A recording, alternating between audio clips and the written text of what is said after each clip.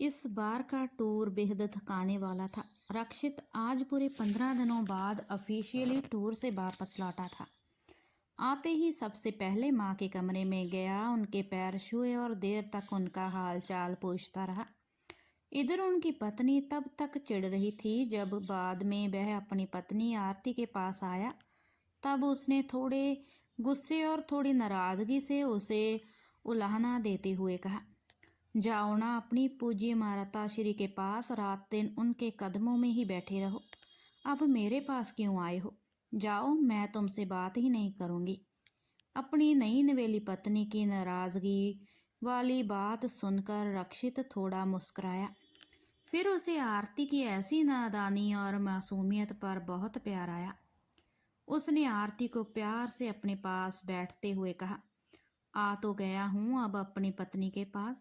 अब अपने पति को थोड़ा प्यार करो ना, थोड़ा बोलो बतलाओ ना। ऐसे रूठी रूठी रहोगी तो कह देता हूँ फिर से दूर चला जाऊंगा और बहुत दिनों बाद आऊँगा। ना ना ना, ऐसा मत कीजिए, मैं तो आपके बिना मर ही जाऊंगी।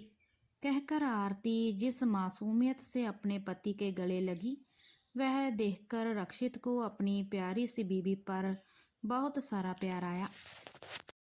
कुछ देर बाद रक्षित ने आरती से चाय बनाने का कहा और माँ के पास जाकर बैठ गया। आरती माँ बेटे को फिर से एक साथ बैठे हुए देखकर चिढ़ने लगी और रसोई में चाय में डालने के लिए इतनी जोर जोर से अदरक कूटने लगी कि लग रहा था कि किचन का सैलाब ही टूट जाएगा। तभी अचानक उसका गुस्सा शांत हो गया जब उसने अपनी सास को रक्षित को समझाकर कहते हुए सुना, बेटा, तुम्हारा अभी नयो नयो विवाह हुआ है, तुम दोनों को एक दूसरे के लाने ज़्यादा प्यार दुलार होवे के चाहिए। जाओ हमारी बहुरिया के तनिक बाहर घुमा फिरा लाओ।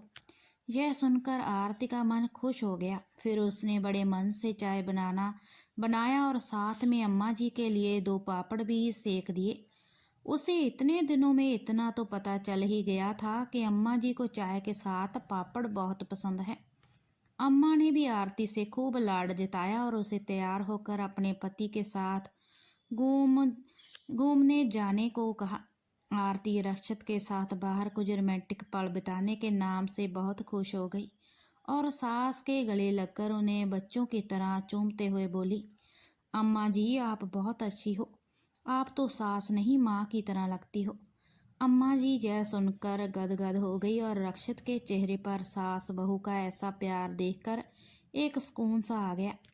इधर बेटा बहू दोनों घूमने गए, उधर अम्मा जी अपनी सफलता पर खुश हो रही थी कि अच्छा हुआ जो उन्होंने बहू की निगरानी वाली बात सुन ली थी और जान गई थी कि अभी बहू में बचपना है, इसीलिए उसे माँ बेटे का आपस का प्यार भी खटक रहा है। पर वह कोई बुरी सास नहीं बनेगी और ना ही बेटे बहू में झगड़ा होता देख खुश होगी। वह तो एक अच्छी माँ बनेगी।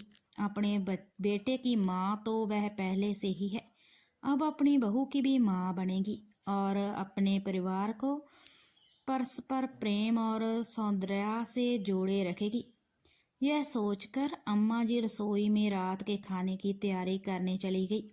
आखिर बहू घूम फिर कर जब वापस आई, तभी उसे खाना बनाना थोड़ा ना अच्छा लगेगा।